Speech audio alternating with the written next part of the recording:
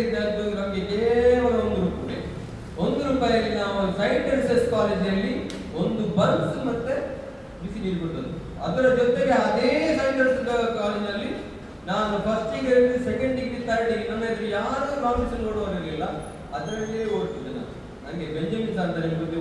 ಆಗ ಅವರು ಭಾರಿ ಫೇಮಸ್ ಇಡೀ ನಮ್ಮ ಮಂಗಳೂರಲ್ಲಿ.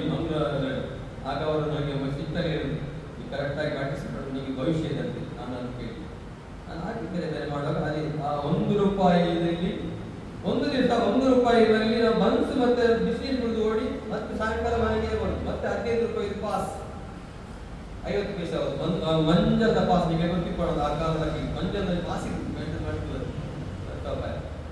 ಹಾಗೆ ಹೋಯ್ತು.